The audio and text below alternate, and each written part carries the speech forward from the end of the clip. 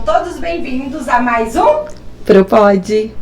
E hoje o que nós temos? Nós temos uma convidada muito especial. É outro nível de gente. E é uma menina, né, Fernanda? Ela é muito evoluída, né, Gi? Bom, perto de nós. O que você fazia na idade dela, Fernanda? Bom, eu acho que vai ter que tampar essa parte do vídeo. Voltando aqui na minha memória, não fazia muita coisa útil não, Gisele. Eu gostava de passear, de paquerar.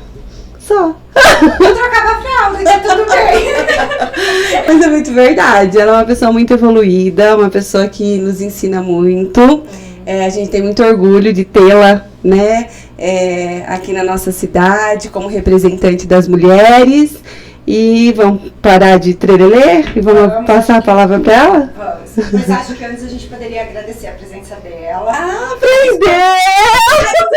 Que ótimo, a gente evolui. Muito bom, gente. Palminhas para te agir. Gente, eu sempre esqueço de agradecer. Meu TDAH, ele funciona muito bem, obrigada. Inclusive quando ela é convidada e quando ela é apresentadora. Vai lá, Gi, então termina, desculpa.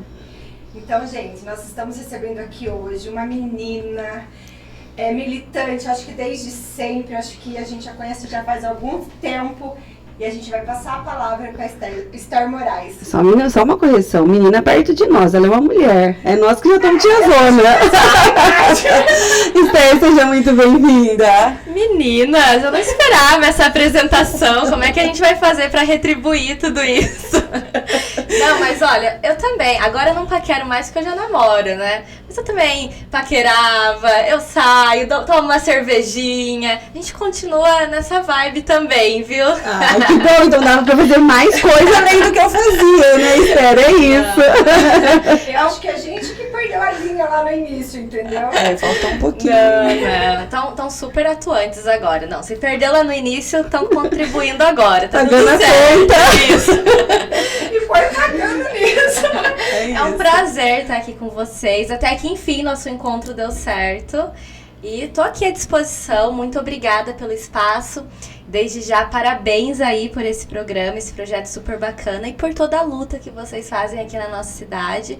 E eu acredito que se a gente tá onde a gente tá hoje, conseguindo fazer o trabalho que a gente faz, é porque tem mulheres como vocês na nossa cidade, atuantes, nos ajudando a pensar e a construir um projeto de cidade que realmente nos acolhe enquanto mulheres. Então, muito obrigada. Imagina. A gente te agradece. E já que a gente falou tanto dessa menina, da menina Esther, conte pra gente como foi a sua infância. Já nasceu dentro da militância ou foi uma coisa que fluiu depois? Olha, a minha infância, ela foi uma infância como uma criança qualquer, assim. A gente sempre foi uma criança que minha família buscou nos deixar brincar muito, cresci perto das minhas irmãs, dos meus primos, um lar sempre muito cheio de mulheres. Acho que a minha figura paterna mais próxima que eu tive foi meu avô. Perdi meu avô. Meu avô se foi muito cedo, então a gente sempre foi criada por muitas mulheres guerreiras, arrimo de família. E a gente aprendeu desde muito cedo a valorizar o papel da mulher na nossa família. Então acabou que quando a gente foi pro mundo da militância, da política, isso já estava muito dentro da gente, né? Mas foi na educação que me despertou mesmo essa militância. Eu estava no ensino médio, tinha uns 17 anos, aula de sociologia. Falo sempre dele, meu professor foi o João Roberto, lá no Ulisses. Estudei lá. Aquela escola, tem tanto carinho por ela. E foi lá que a gente começou a ter essa coisa, né, de despertar mesmo para a realidade, o que acontecia na nossa cidade. A matéria, né, de sociologia, ela tem muito isso, né, de despertar esse senso crítico. Eu tinha um professor que estimulava muito isso na gente. Então foi fruto dessa educação que eu recebi. Eu gosto de dizer, né, eu sempre fui aluna de escola pública. É dali que eu venho, é graças aos meus professores que eu tô onde eu tô, e é graças a eles que eu aprendi, continuo aprendendo, né? Porque a gente tá nessa constante busca pelo conhecimento. Mas é daí que parte a Esther, da infância, adolescência e agora na juventude encarando um mandato como vereadora aqui em Santa Bárbara. Que fantástico. E você, na época da escola, era assim, a representante de sala? Ela era que organizava tudo? Como que era? O líder estava aí dentro, né? A líder, né? Participava dos Grêmios, as discussões e debate em sala de aula, sempre questionando muito. Minha mãe conta que teve uma vez que o professor chamou minha mãe na escola, porque era algum problema com relação a uma prova. E ele falou, mãe, ela não para de reclamar dessa prova, da matéria, mas ela tirou 9,5. E eu tava lá na sala discutindo porque os meus amigos tinham tirado nota baixa e eu queria que eles tivessem tirado 9,5 também. Aí ficou todo mundo na sala sem entender o que minha mãe tava fazendo lá, pra que era a reunião. No fim, a gente voltou, sentou com os alunos, aprendeu tudo de novo e todo mundo tirou nota boa. Mas era essa Esther que sempre estava presente, assim, não gostava de faltar, gostava muito de ir pra escola e questionava, estudava muito e também atuante aí nos grêmios. Eu me lembro que na época que eu estava no ensino médio foi quando teve as ocupações, né, das escolas, então a gente já participou ativamente desse processo. Então, era essa Esther na escola. Você comprava muita briga? Porque eu sempre fui muito tímida. Ninguém nem escutava minha voz na escola. Mas se mexesse com os meus amigos, eu arrumava briga com quem tivesse que arrumar. Principalmente se fossem questões preconceituosas. Eu lembro que eu arrumei a maior encrenca, eu coloquei a escola inteira contra uma pessoa que foi preconceituosa com o cabelo de uma amiga. Uhum. E você era assim também? Olha, a gente era assim e é uma coisa que é tão... Não dá pra explicar de onde que vem, né? Mas era muito isso. Eu lembro que no ensino médio a gente tinha alunas, né, negras, professoras, e era uma coisa que sempre a gente estava atenta em garantir que essas alunas iam estar bem cuidadas, elas iam estar acolhidas, né? E hoje, assim, eu converso com as minhas amigas, a gente sempre fala, né? Poxa, ali dentro da sala, às vezes a gente tinha aluno que estava passando dificuldade, era um aluno que ele era mais agitado, dava mais trabalho, e que a gente sabia que ele vivia numa situação de vulnerabilidade, mas a gente não sabia como ajudar. E aí hoje a gente fica muito pensando, poxa, a gente podia ter feito diferente naquela época, né? Tentado acolher melhor, ajudado ele. Será que a gente fez tudo que a gente podia naquele período? Então é por isso que eu falo que hoje, dentro do mandato, a gente busca muito visitar as escolas para despertar isso, sabe? Se tem esse aluno que está numa situação como essa, que ainda dê tempo da gente acolher, sabe? Que a escola consiga ainda transformar a vida dele, a família dele, que os alunos eles sejam capazes, né, de olhar para o outro com empatia, buscando entender a realidade que ele vive. Porque hoje eu fico pensando, onde será que estão esses alunos? Será que eles conseguiram ir para uma faculdade, estão aí com a sua família? E a gente sabe que muitos não estão. A gente sabe onde eles estão, né? Então, é muito doído, assim, pensar que talvez lá atrás, se a gente tivesse a consciência que a gente tem hoje, a gente poderia ter acolhido e mudado um pouco a realidade deles. Mas a gente sabe que é muito mais complexo e estamos aí tentando contribuir. E tem feito isso com muito sucesso. Que bom. Bom, Esther, então lá na escola você já era essa pessoa. E como que isso passa, como que isso chega na política partidária? Porque a nossa vida é política, né? Somos seres políticos. Tem várias formas de se fazer. Você já fazia política na escola, e aí para entrar na questão partidária é um ato de muita coragem. Eu admiro demais. Porque a gente tá tentando convencê-la, entendeu? Não, a gente vai convencer ela ainda. Processo de convencimento. A gente vai conseguir convencer ela ainda. Não, olha, foi um processo em que muitas pessoas ao redor me conversavam comigo, me incentivavam. Então é bom continuar do lado dela incentivando. Mas passou também, a gente começou a cursar Direito, então a gente fez um estágio na Câmara de Americana com a Maria Giovana, que foi vereadora na época lá. Então, lá com ela a gente aprendeu muito o funcionamento do Poder Legislativo, tudo o que acontecia, maneiras, né, do vereador poder contribuir. E junto com isso, aqui em Santa Bárbara, a gente já começou a atuar, né? A gente acompanhou todo o processo de desfavelização do Zumbi dos Palmares, da favela Zumbi dos Palmares. Então foi lá que a gente começou a nossa militância. A gente iniciou um coletivo de mulheres ali dentro, que é o coletivo de mulheres negras Carolina Maria de Jesus, e também o projeto da cooperativa de reciclagem Juntos Somos Fortes, que hoje é um empreendimento social, referência aqui na nossa região em cuidado, né, com o meio ambiente, a reciclagem de materiais e principalmente o acolhimento, né, com mulheres vítimas de violência, arrimo de família, mulheres negras. E a gente se inseriu muito nesses espaços. Então, mesmo sendo muito nova, a gente acompanhou super de perto esse desenvolvimento dos projetos, né, da militância, da cooperativa e trazendo essa experiência do Poder Legislativo. E então, esse grupo, né, que é formado por muitas pessoas, muita gente que constrói, pensa, falou, poxa, eu acho que é o momento da gente construir uma candidatura.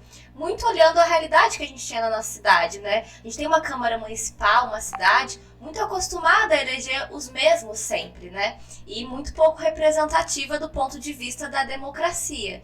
Então, é ainda uma Câmara Municipal que não nos representa enquanto população, no sentido da gente ter em pé de igualdade mulheres, negros, LGBTQIA+, então, e aí a juventude. Então passou por a gente discutir um projeto, né, de mandato que buscasse acolher essas pautas e conseguisse aí alcançar o pleito. A política partidária em si, né, a escolha de um partido, foi um passo muito mais difícil. Eu costumo dizer que a gente não conseguiu ainda fazer essa política partidária como a gente quer, né, de debater de dentro de um partido, uma construção política de um projeto, e as pautas, né, que todo um partido traz.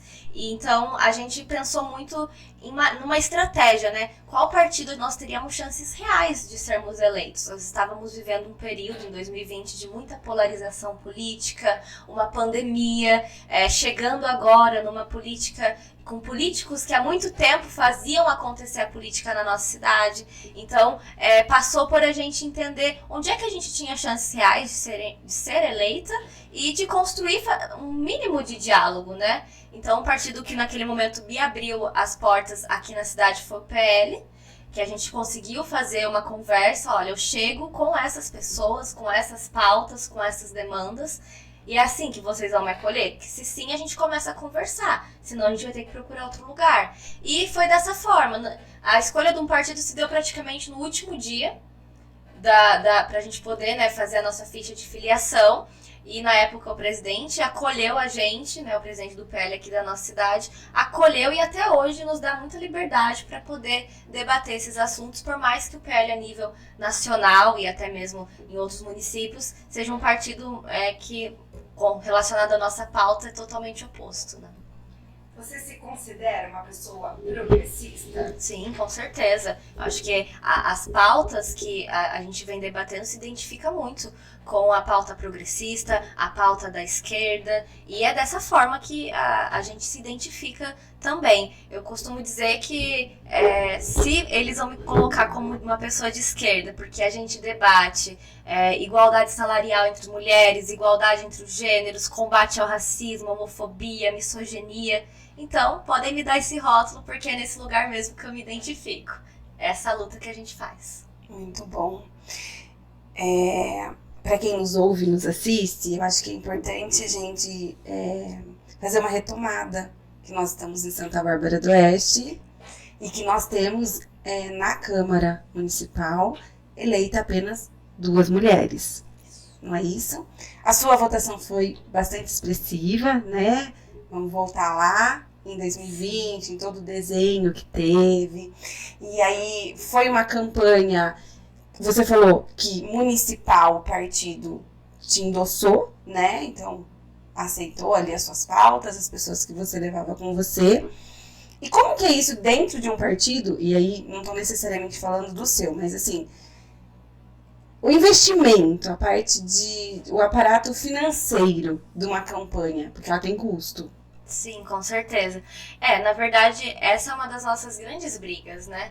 Que é fazer com que esses recursos cheguem nas candidaturas femininas. Eu, particularmente, não tive uma campanha que teve investimento do partido, onde eu recebi uma quantia em dinheiro para poder fazer uma campanha ok, né? Porque é isso, você sair pra rua, você colocar seu nome à disposição, a tua imagem, o seu tempo, passa por você conseguir ter estrutura. E foi uma coisa que a gente não teve. Eu me lembro, essa é uma história que eu sempre conto quando as pessoas me perguntam disso, que eu tive uma um cartãozinho, que na época da pré-campanha, a Maria Giovana, ela mandou fazer um cartãozinho de visita pra mim. Então era meu nome, uma foto minha, um telefone, que eu me apresentava, entregava pras pessoas. E entrou a pandemia, todo mundo em isolamento social, aquele cartão ficou guardado. E começou a campanha, eu saía pra rua, me apresentava, conhecia a pessoa, minhas propostas, e eu falava, mas e aí, como é que eu faço pra deixar meu número pra pessoa? Porque eu não vou mais voltar aqui. E aí um dia a gente sentou na mesa e escreveu a caneta, o nosso número, naquele cartãozinho. E até hoje eu encontro pessoas que têm esse cartão guardado, a caneta, o meu número, que eles ficaram impressionados. Eu falei, nunca vi isso, vinha caneta, um número seu, porque você não tinha ainda, o material não estava chegando. E a gente via outras candidaturas, obviamente masculinas, com uma super estrutura, um material inclusive próprio, né, todo elaborado no marketing dele, na arte dele, e já correndo aí pela cidade, e a gente estava muito atrás disso, né? Então, tinha dias de a gente não ter combustível para colocar no carro, eu andava muito sozinha, então eu tive 2 amigos, que foi o Alex e o Estevam, que eles falaram, não, mas é 10 horas da noite, você tá sozinha aonde? Então eles começaram a andar comigo e compraram mesmo, era eles que pediam voto, a gente que pedia voto, que fazia panfletagem, que arrumava o material e deixava o carro parado, então vamos sair a pé. E eu me lembro que teve um dia que a gente chegou na praça central um pouco antes da eleição.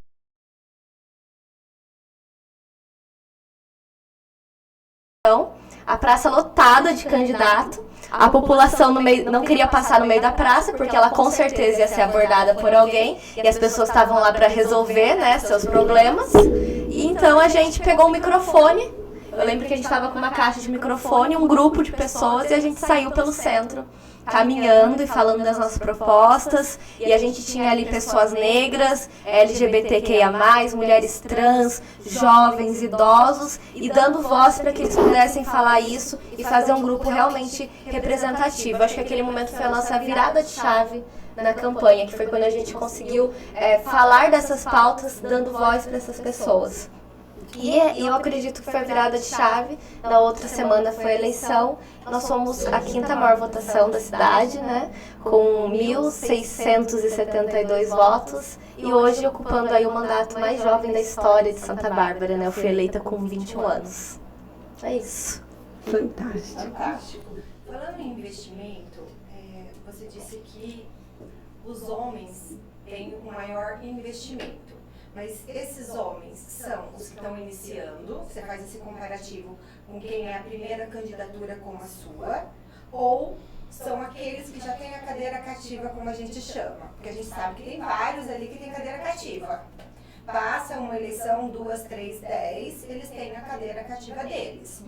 Você se compara com o mesmo grupo que o seu, que seria a primeira candidatura, uma pessoa mais jovem, ou não? Ambos os casos, né? Tanto com quem já está com a máquina na mão, né? Que é você já ter o mandato, você já está ali há um tempo, como quem está começando agora. A gente teve pessoas que era de primeira vez estava disputando com uma super estrutura. Mas também a gente encontrou outros candidatos que não tinham também estrutura. Mas o que chama a atenção é que o número de candidatos com maior estrutura são sempre candidatos masculinos, homens, né? E aí eu acho que passa muito por isso, né? A política, durante muito tempo, foi feita por eles, né? Foi feita pelas mãos deles. E até hoje, a gente ainda tem uma porcentagem pequena dos outros grupos. Então, é muito confortável para eles fazerem a política acontecer, porque está na mão deles. Eles que estão gestando esse dinheiro, fazendo chegar nos municípios, construindo as chapas, construindo os partidos. E você chegar tomando esses espaços não é do dia para a noite e também é com muita resistência. Mas é comparado nos dois. Dentro da Câmara Municipal, é perceptível o quão incomoda o empoderamento feminino. Existem situações engraçadas, a maioria delas são constrangedoras. Não, são situações constrangedoras. É óbvio que a gente por uma questão, né, até de a gente conseguir fazer acontecer o nosso mandato, a gente busca ter aliados ali dentro, né? Então a gente tem vereadores que a gente consegue conversar, que a gente consegue explicar algumas coisas, que estão interessados em entender o nosso ponto de vista, para além, inclusive, abro aqui um parênteses, né? Estão interessados em entender o nosso ponto de vista para além de assuntos que eles acham que a mulher tem que falar. Porque se é creche, a mulher pode falar. Se é serviço social, a mulher pode falar. Se é alguma coisa relacionada mais ao mundo feminino, ela pode falar. Recurso, finanças, dinheiro público? Ah, não, aí ela já não sabe. Então, assim, passa muito por isso também, né? Colocam, inclusive, onde é que a gente é capaz de debater os assuntos. Mas a gente tem ali aliados que a gente consegue debater todos os assuntos, a gente consegue conversar, querem ver o nosso ponto de vista, mas tem pessoas que não, que a gente tem uma resistência muito grande, né? E eu não falo como só vereadora ali dentro, como outros agentes políticos, mulheres que passam por ali em determinados momentos na Câmara, né? O próprio sindicato, vocês, já tem que fazer conversas políticas ali relacionadas às pautas de vocês, e vocês também encontram, né, dificuldades. Então, assim, é uma questão realmente de muita resistência em alguns momentos e que a gente vai buscando quebrar, conversar e trazer para o nosso lado, né, de ser o nosso aliado nessa causa, mas tem situações que fogem totalmente, né, do que é aceitável e faz com que a gente tenha que procurar o judiciário para nos proteger. Existem barreiras para as mulheres na política? Com certeza, com certeza. Você chegar lá já você tem que vencer uma série de barreiras, né? Eu considero que enquanto uma mulher jovem, solteira, não tenho filhos, eu tenho uma outra realidade que me faz ter disponibilidade para conseguir fazer campanha, para sair para a rua. Não tem compromissos, né, dessa forma. Mas eu encontrei candidatas mulheres mães que, por exemplo, num sábado de manhã, que a gente estava entregando, fazendo campanha no centro, ela precisava estar no centro comprando roupa para sua filha, indo para o mercado, porque não tinha quem fizesse isso para ela, né? Então, existem essas barreiras que aí eu acredito que precisam vir para o campo da discussão política. A gente precisa discutir hoje o lugar dessa mulher que cuida da casa, que cuida do idoso, que cuida do marido, dos filhos, e que também precisa adentrar o mundo político. Eu acho que é uma das grandes discussões feministas que a gente vai passar, que é o cuidar que essa mulher, ela tanto oferece, quem é que cuida dela, e quando é que a gente vai reconhecer isso como um trabalho, né? E isso, óbvio que é uma discussão complexa, isso precisa ser debatido. E quando você adentra nesses espaços. Então, a Kátia, ela fala muito isso, né? Olha, ele sempre, a gente já ouviu, né? Não, aperta elas um pouco que elas já estouram, elas vão ficar loucas. E não é assim, né? E sempre querendo pautar como uma fala que tem alguém por... Eu, pelo menos, sinto muito isso. Olha, o que ela tá falando tem alguém por trás dela, alguém tá falando por ela. A gente não é capaz de pensar, de correr atrás, de entender, a ocupar mesmo, né, uma mesa diretora. A gente ainda não conseguiu. No mandato com 2 mulheres, a gente não conseguiu. A gente vai terminar sem conseguir ter uma mulher na mesa diretora. Eu queria trazer isso para a nossa discussão, né? Porque hoje o partido é obrigado a ter 30% de candidatas, com um número ínfimo de eleitas. Então, assim, um número muito pequeno de mulheres eleitas. E quando eleitas, elas nunca tomam posse dos espaços de poder. Então, eu estou só cumprindo realmente ali os 30%, eu fiz o que me obrigaram agora, né? E aí, na hora, por exemplo, a presidência de uma Câmara, a mesa diretora, comissões, não é isso? E você acaba de trazer aqui na mesa que é dessa forma em Santa Bárbara também.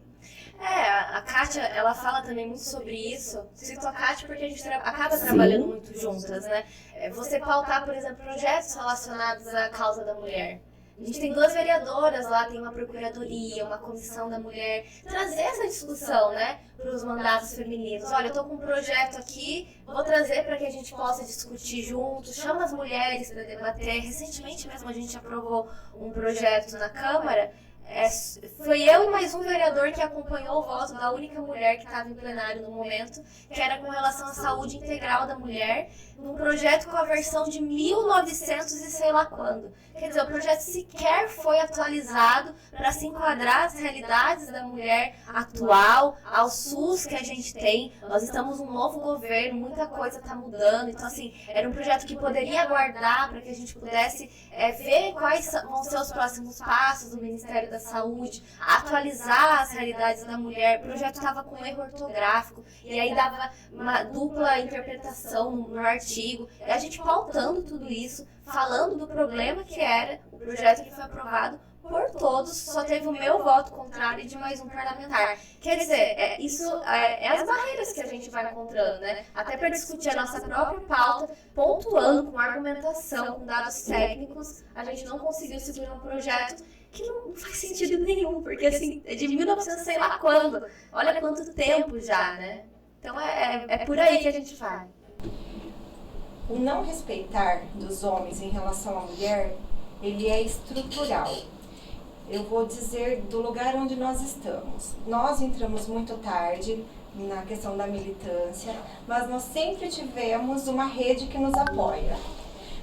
Mas, no nosso ponto de vista, não sei o da Fer, mas o meu, nós não deveríamos ter uma rede de apoio.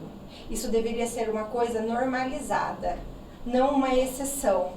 A gente percebe muitas vezes mulheres que têm vontade de entrar para a política ou participar de uma assembleia, mas não conseguem vir porque precisa buscar o filho na escola, porque precisa fazer uma janta, ou levar o filho no médico, porque essas ainda são responsabilidades femininas, impostas pela sociedade. Como outras coisas, como casar, ter filhos, enfim.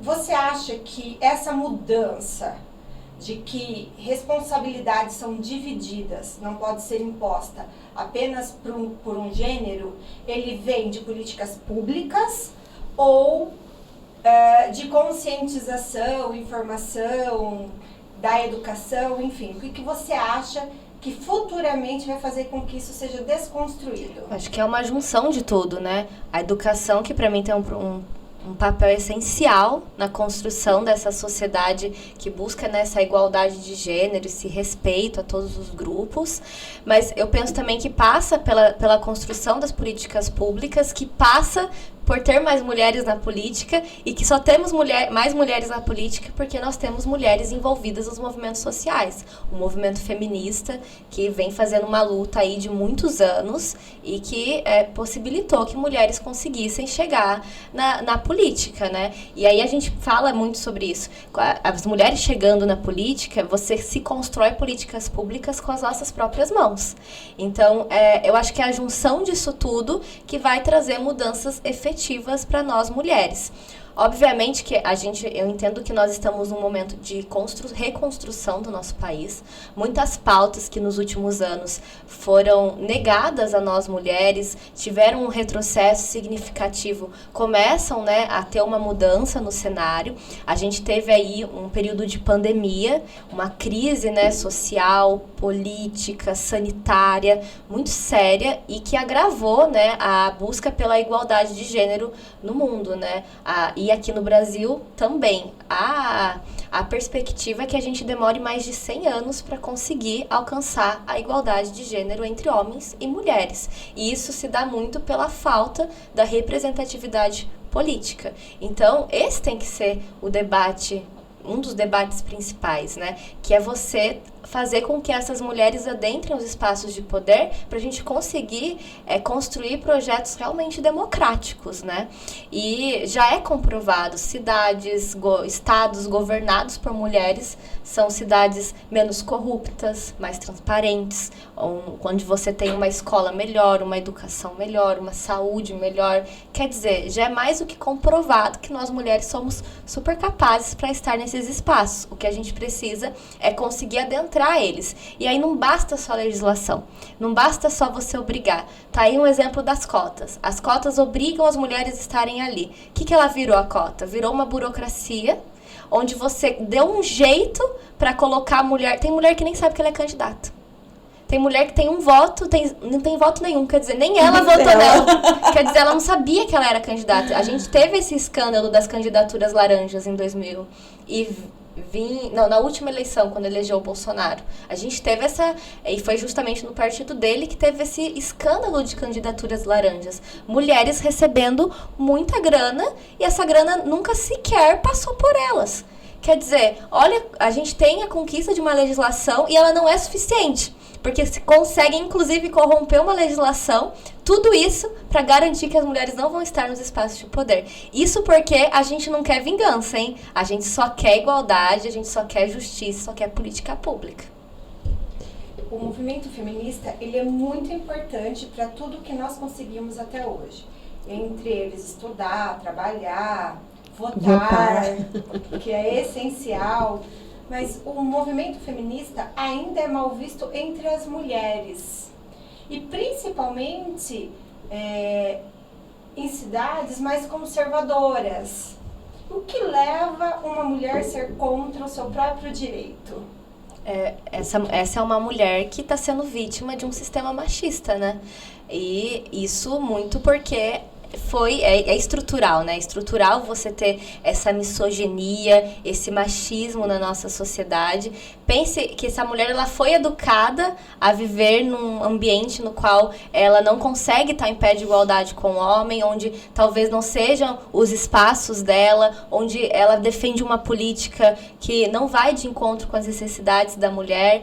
E eu entendo também que a gente tem um debate dentro do feminismo, que é esse feminismo capaz de representar todas as mulheres. Então a gente passa por debater o acolhimento às mulheres trans, às mulheres negras, às mulheres brancas, às mulheres solteiras e mães de família, que tem a questão da maternidade. Então passa por esse feminismo considerar todas essas especificidades e acolher essas mulheres, mas é algo que me intriga. É muito difícil você chegar no ambiente político e você encontrar uma mulher defendendo armamento, defendendo uma política que faz com que a gente continue sendo violentada, né, omitida dos espaços.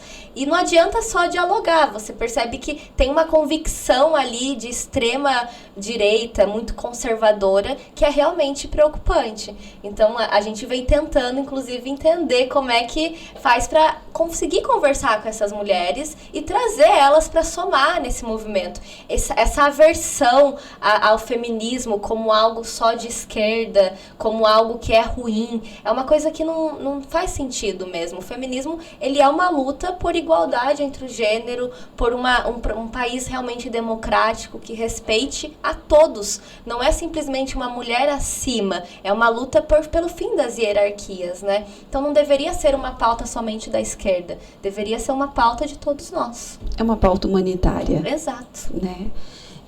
Eu queria entrar um pouquinho, Esther, na violência política de gênero, porque ainda que a mulher esteja nos espaços, consiga, então, depois de tudo que a gente falou, é difícil se candidatar, se candidatando é difícil entrar por todas as barreiras que encontrou no caminho. Estando neste lugar, né, nós temos líderes políticos mundiais, inclusive internacional, que a primeira-ministra da Escócia, da Finlândia, da Nova Zelândia, poderia citar aqui as 3, que são casos bem recentes, que elas vêm a renunciar justamente por violência política de gênero. Porque se fosse um homem no lugar delas, dificilmente você vê um homem renunciar por pressão, né? A mulher não. E aí eu queria trazer, a academia tem pesquisado muito, esse é um tema muito latente hoje dentro das universidades. Eu queria que você contasse pra gente como é em Santa Bárbara do Oeste. Eu também tenho buscado estudar muito esse tema, estou ainda começando, mas é algo que me interessa muito, a gente conseguir debater a violência política de gênero, porque também é uma legislação muito recente, né?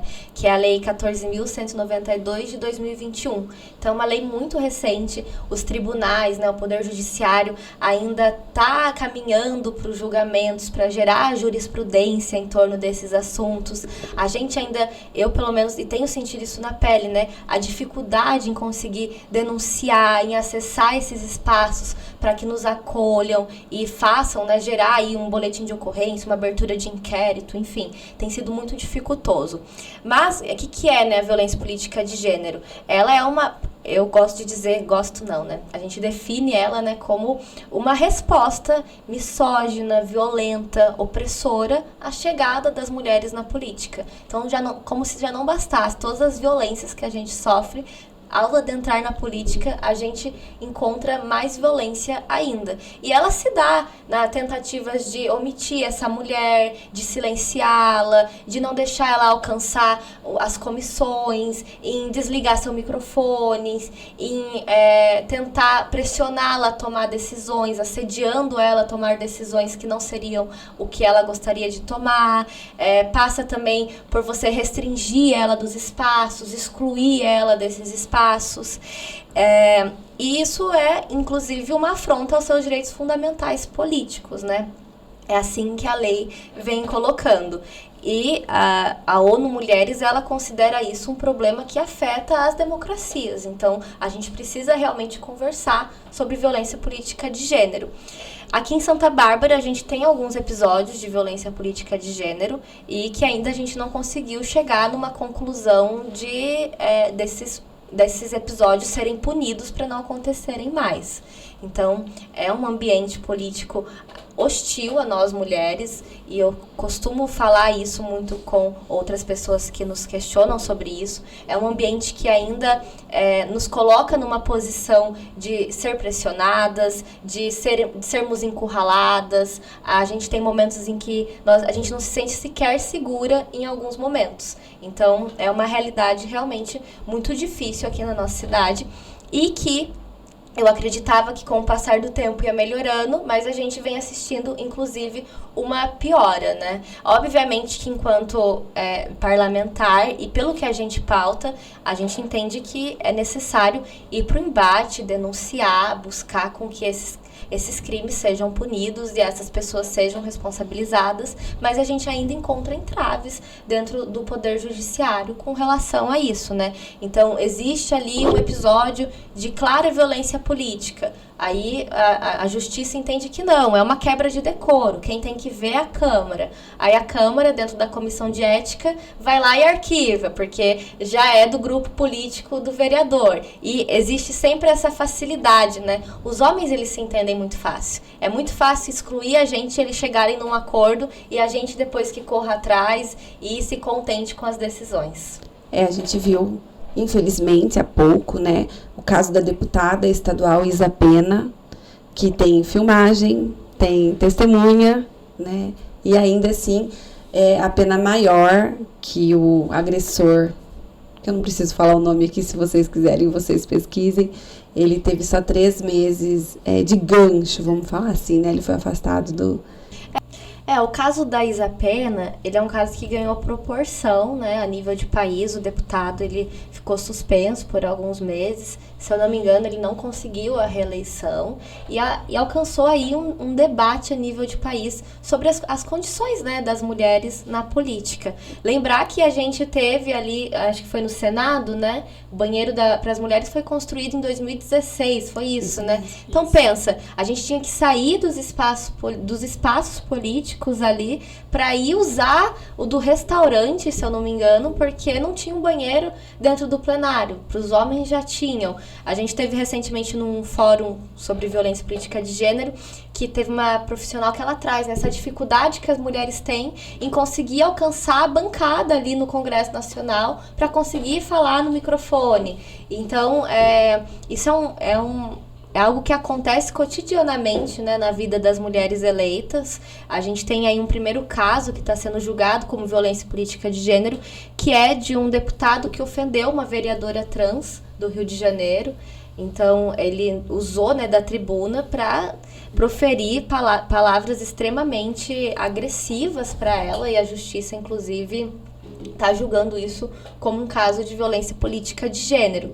E a gente teve, aqui na nossa região mesmo, né, a gente teve uma vereadora em Americana que também foi vítima de um caso de violência política e tomou aí as decisões. E a gente também, no nosso caso, nos 2 episódios aí que a gente recentemente sofreu, a gente tem buscado também tomar aí as medidas cabíveis.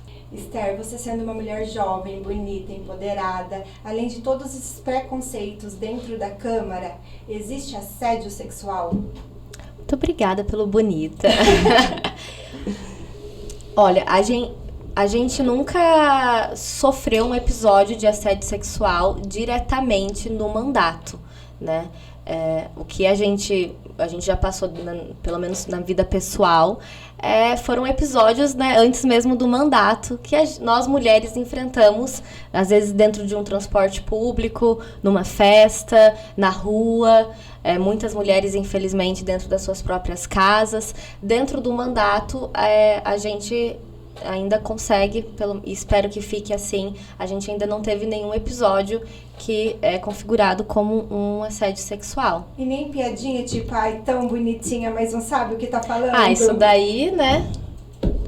Então, isso daí é cheio, né? Tão bonita. Na verdade, eu falo que o que chega primeiro pra mulher é sempre esse adjetivo, né? A gente é bonita, a gente é nossa roupa, então a gente tá bem vestida, a gente tá cheirosa. É isso que chega, né? Eu me lembro que teve entrevista que eu tive que responder se eu era casada, solteira, com quem que eu namorava. Então, assim, tem essas questões também que passam, são perguntas que talvez não são feitas, né, pros homens. Então, isso daí a gente, infelizmente, enfrenta, assim. Mas a gente tem buscado, né, responder também com muita classe e dizer, né, olha, sou tudo isso, mas também faço isso, isso e isso, e dando a volta, né, nessas situações. Mas, infelizmente, a gente enfrenta, né, muito isso. Então, até pelo fato da gente ter um mandato jovem, então tem essa questão também, né? Não acredito, vereadora com essa idade não pode ser. E muitos ainda, tem uma coisa que me marca muito, né? Se eu tô em agendas com vereadores homens, eles demoram pra, primeiro, me perguntar se eu sou a vereadora, então eu sempre sou olhada como assessora, e as conversas são entre eles, então demora pra gente conseguir se inserir no espaço e fazer parte daquela conversa, mas é sempre assim, a gente chega, eu me lembro que a gente presidiu a comissão de acompanhamento da vacinação contra a Covid, eu era presidente dessa comissão e tinha mais 2 vereadores, sempre que eu adentrava os espaços, eles perguntavam se eu era assessora. Então, eu tinha que, às vezes, fazer a foto. Aqui na cidade? Aqui na cidade. Perguntando se eu era assessora. Pede pra sua assessora fazer a foto. Se trabalha com quem. Então, isso daí acontece bastante ainda. Entendi. E as piadas são sempre com as mulheres. Eu queria voltar um pouquinho. É uma pergunta mesmo. Então, você relata aqui 2 situações que você sofreu de violência política de gênero. Há uma estrutura, por óbvio, para além do seu pessoal, né? Tô falando partidário mesmo, que te sustenta nessas situações, que te ajudam, que te orientam. Partido? Do partido. Vamos falar do partido. Não, dentro do partido a gente ainda não conseguiu nenhum tipo de apoio para realmente nos acolher, né? Questão jurídica, os caminhos para a gente tomar. Esse apoio vem unicamente, e eu acho que é muito importante a gente dizer isso, dos movimentos sociais. Sempre quando a gente tem um episódio, a gente tem ali os movimentos sociais ligados à causa da mulher ou não, se movimentando no sentido de dar visibilidade para isso e acolher mesmo dos caminhos que a gente tem que tomar. E aí, geralmente é eles que fazem essa repercussão e acaba chegando, né, na Assembleia. Então, a gente teve a deputada Bebel, a Ana Perugini, a própria deputada Marcialia, que vem nos dando certo apoio no sentido mesmo de tentar nos acolher, dar visibilidade para isso e até nos ajudando a tomar os caminhos jurídicos. Mas quando a gente sofre o episódio em si, demora um tempo para a gente entender qual caminho que a gente tem que tomar. Eu me lembro quando em novembro a gente teve um episódio envolvendo o vereador Felipe Corá, que eu sou formada em Direito, a gente recebe mulheres vítimas de violência, acompanha às vezes, né, na delegacia, ajuda, né, o caminho para ela denunciar, sair daquele momento. E eu me lembro que eu não sabia o que fazer. Então eu não sabia se era para mim fazer um boletim de ocorrência, se era para mim responder à imprensa, se era para mim falar sobre isso. E eu lembro que eu só queria sair dali e ficar quietinha no meu canto, porque eu não estava conseguindo acreditar que eu estava trabalhando dentro de um... Eu lembro que a gente estava divulgando um evento da Sala Lilás da DDM, que é da delegacia para atender as mulheres vítimas de violência, e aí se iniciou uma discussão com o vereador, e ele me manda me recolher a minha insignificância e continuar latindo. Late mais, e fazendo gestos, imitando um cachorro. Então, assim, eu não conseguia acreditar que eu estava sendo tratada daquela forma. E demorou um tempo para que ele parasse, inclusive, de gritar. Eu lembro que o presidente teve que intervir no sentido de pedir para ele parar. E eu não conseguia acreditar que eu estava passando por aquilo. Eu não tinha nem como responder aquilo que a gente estava sofrendo.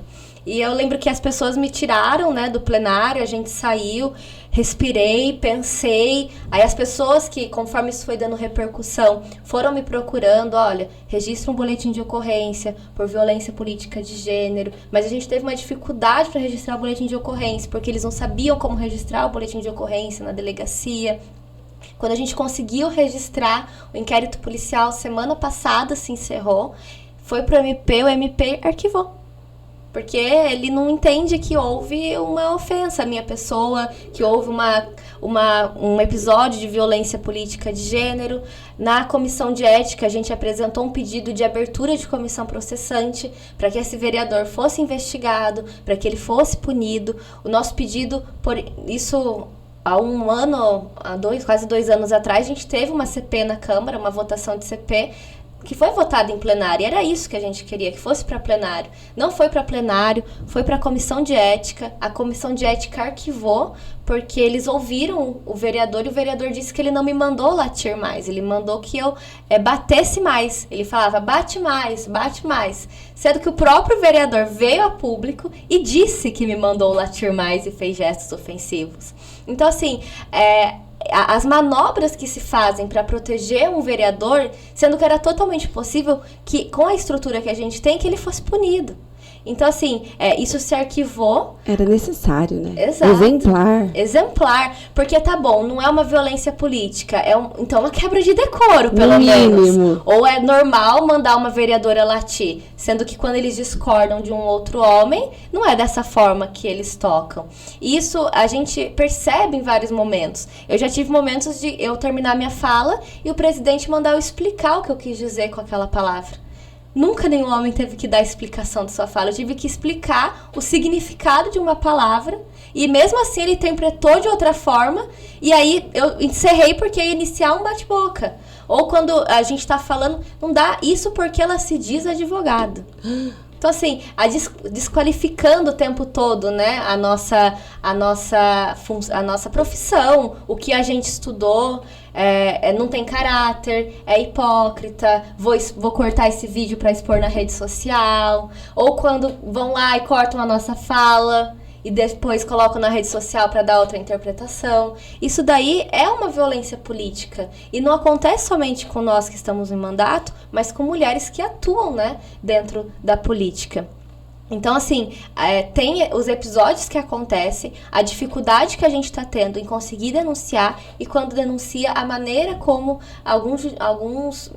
alguns né, parte do judiciário vem entendendo. Aqui, pelo menos, se arquivou. Ele arquivou. No mesmo dia, a gente enfrentou, né, um outro episódio de violência política com o presidente da casa. E aí, a gente fica pensando... E aí, vou apresentar de novo, para eles novamente arquivar, e a falta, né, de ação do Poder Judiciário gera um ciclo de violência que não está sendo interrompido, porque eles não estão agindo como deveriam. Uhum. Então, assim, a gente vem pensando muito sobre isso. Essas mulheres precisam denunciar, precisam alcançar esses espaços, e o Poder Judiciário, ele precisa encarar os seus julgamentos com essa perspectiva de gênero, olhando a situação a qual a mulher está submetida na vida social dela. Ou seja, temos muito a caminhar ainda. E como a informação é importante, há alguns anos as professoras também foram agredidas verbalmente por vereadores que falaram que professora não fala uiva. Também fomos chamadas dessa forma. Só que naquela época nós não tínhamos essa informação, que poderíamos fazer um boletim de ocorrência, que era, sim, algo ilegal. Então, assim, eu acho que o conhecimento hoje é importante.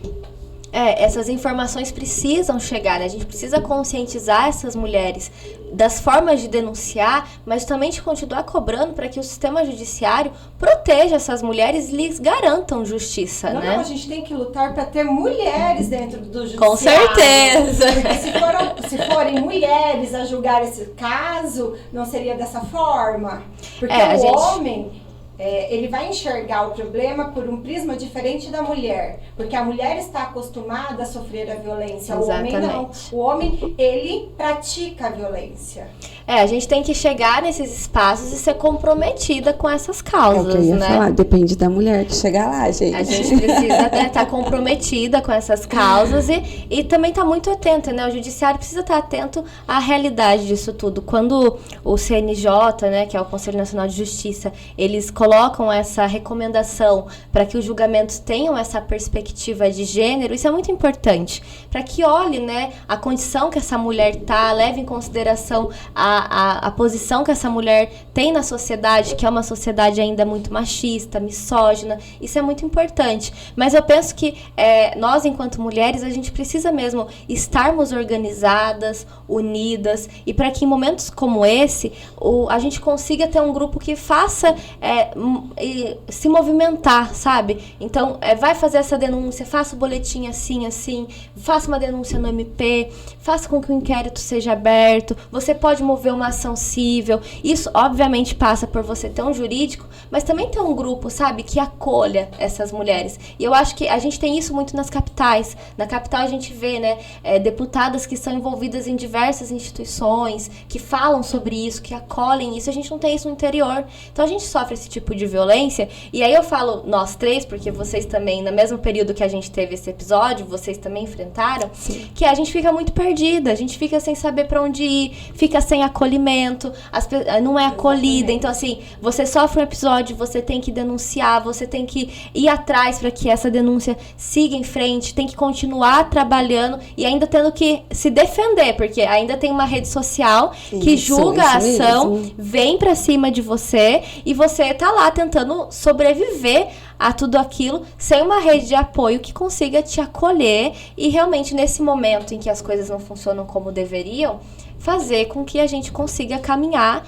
juntas. E eu acho que na região a gente precisa muito ter essa ação, sabe? Algo que a gente vem já debatendo com a Americana, que é poder estender para as outras cidades, que a gente formar essa frente ampla pelo fim da violência política contra a mulher. Não dá pra gente chegar nesses ambientes e aí ser recebida dessa forma, né?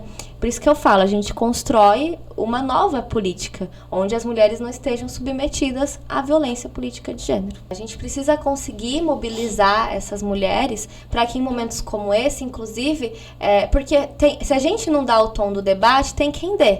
Então tem quem tá fazendo a maldade, que é você cortar um vídeo, que é você cortar uma fala para dar uma outra interpretação, saindo em defesa muitas vezes dessas pessoas que nesse momento deveriam estar revendo as suas posições. Mas não, isso não acontece. E aí fica só a gente falando de maneira isolada. Isso não pode acontecer. Os movimentos precisam estar organizados nesse sentido. E aí é você trazer mais mulheres, é você conscientizar essas mulheres também. Com certeza.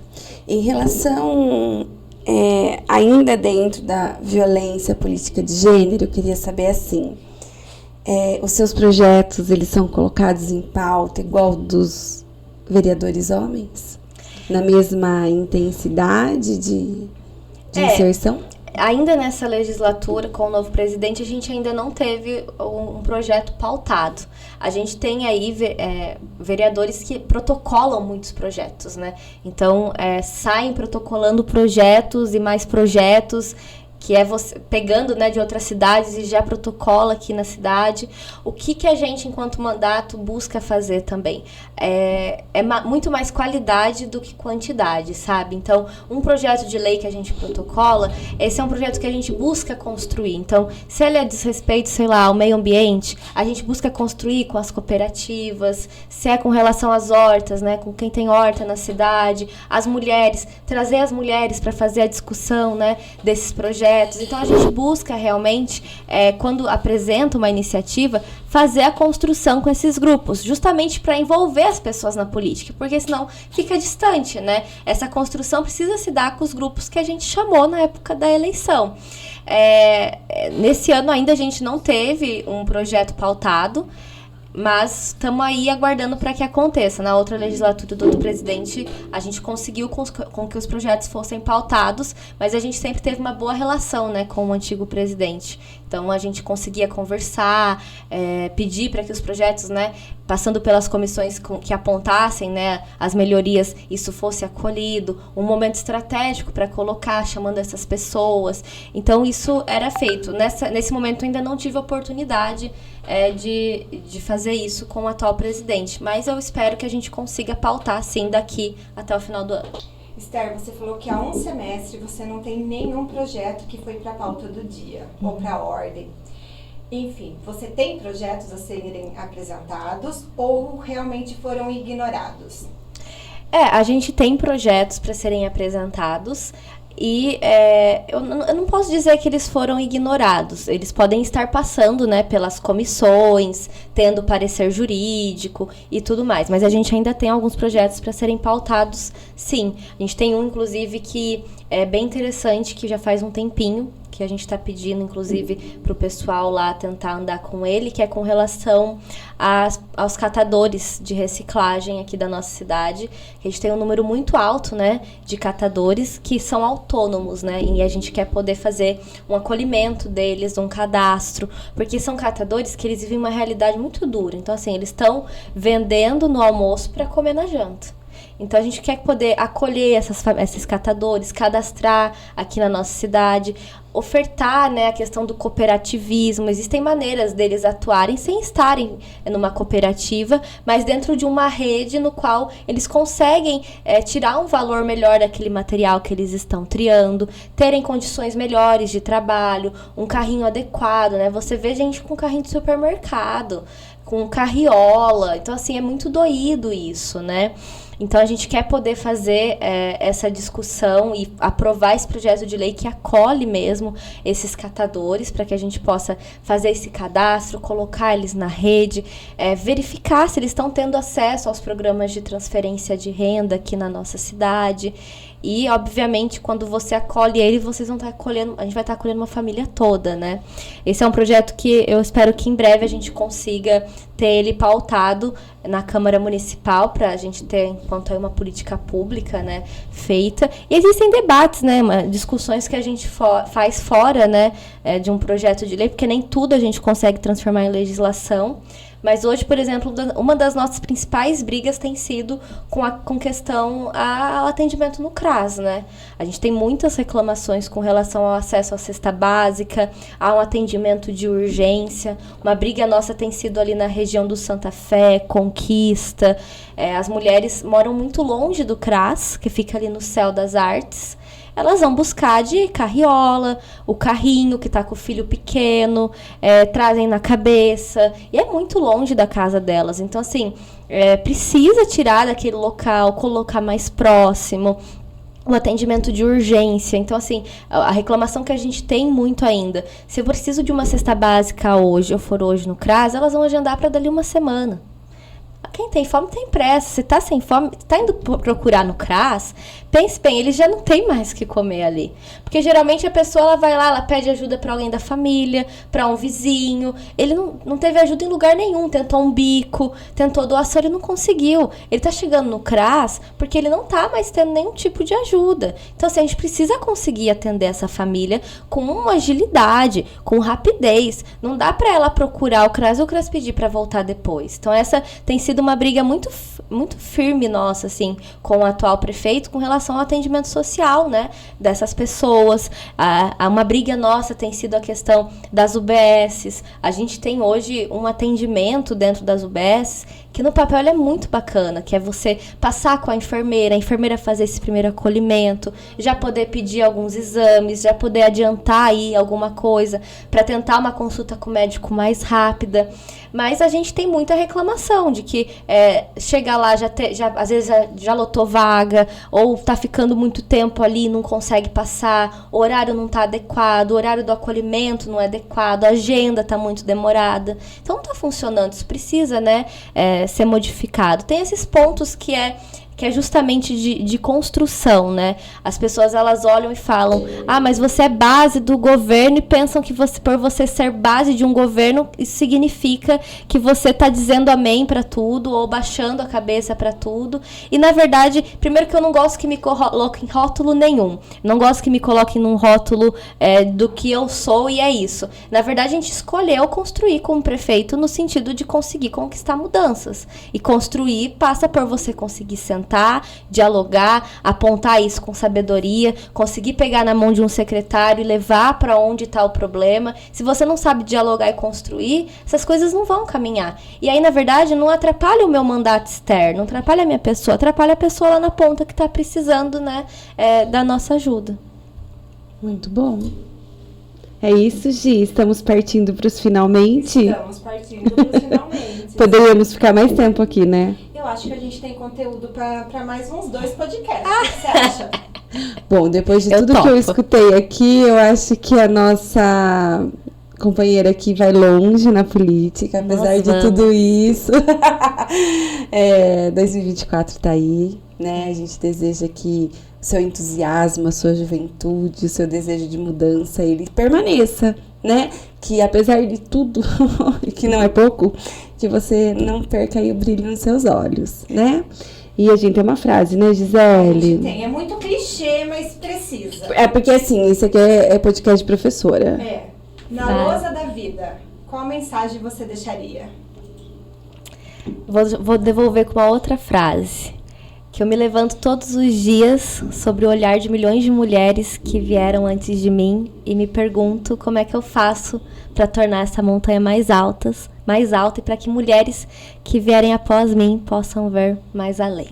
Que delícia, Esther, muito obrigada pela participação. Eu que agradeço. Pelo tempo, por todas as explicações, e especialmente pela luta, né? Por esse espaço que você ocupa, apesar de divergirmos em alguns momentos, que é natural, isso é democracia, é nessa democracia que a gente acredita, e é por isso que a gente luta tanto, para que a gente possa olhar para a pessoa que pensa diferente da gente e a gente possa falar isso sem ataque, sem arma, sem ameaça e sem nenhum tipo de agressão.